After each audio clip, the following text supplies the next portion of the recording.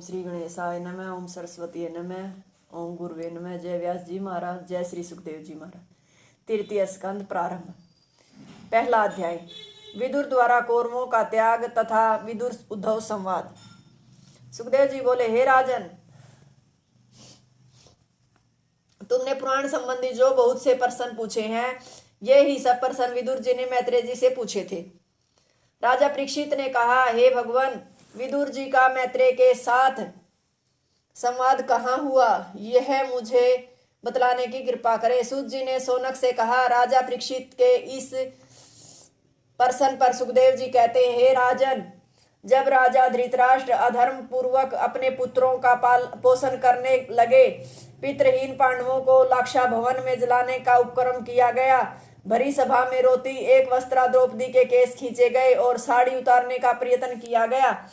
वनवास में से लौटने पर भी युधिष्ठिर को उनका भाग नहीं दिया गया। संधि का प्रस्ताव लेकर आए भगवान की बात ठुकरा दी गई एवं युधिष्ठिर का भाग देने तथा दुर्योधन को घर से निकालने की सलाह देने पर मंत्री विदुर दुर्योधन द्वारा धृतराष्ट्र के सामने ही बहुत अपमानित किए गए। तब दुखित विदुर दरवाजे पर ही धनुष रखकर तीर्थ यात्रा करने चले गए।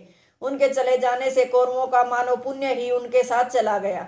अवधूत वेश में तीर्थ क्षेत्रों में भ्रमण करते हुए विदुर भगवान के प्रत्यर्थ निरंतर व्रत किया करते थे। इधर राजा युधिष्ठिर सारी पृथ्वी पर एक छत्र शासन कर रहे थे। उधर विदुर जी घूमते हुए प्रभास क्षेत्र पहुंचे। वहां सब कौरवों के नाश की चर्चा सुनकर वे पश्चिम वाहिनी सरस्वती के किनारे किनारे अत्रि आदि महर्षियों के नामों से प्रसिद्ध बहुत से तीर्थों का सेवन करते हुए यमुना तट पर जा पहुंचे। वहां उनकी भगवान से के अनन्य भगत उद्धव जी से भेंट हुई। उद्धव जी के दर्शन से उन्हें अपार हर्ष हुआ। विदुर जी ने प्रेम से उद्धव जी का आलिंगन किया कर बंधुओं का कुशल समाचार पूछा।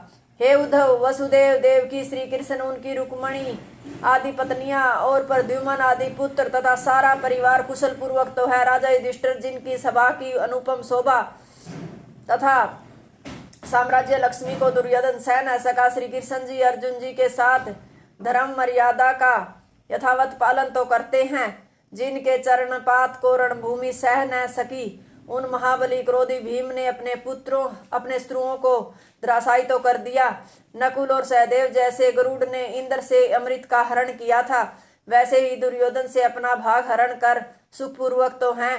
पांडवों की माता कुंती और पत्नी द्रौपदी आदि सभी आनंद से तो हैं। हे उद्धव, मुझे कर्तव्य से च्युत अपने भाई धृतराष्ट्र पर बड़ा तरस आता है, जिन्होंने अपने द्विगत भाई के साथ उनके पुत्रों को सताकर द्रोह किया और अपने पुत्रों के वशवर्ती होकर मुझे भी राज्य से निकलवा दिया।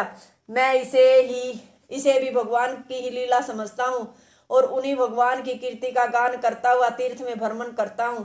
अब आप कृपया मुझे भगवान की कथा सुनाएं, जिससे मेरा चित्त शांत हो। तृतीय स्कंद का पहला अध्याय समाप्त। हरिओम तत्सत।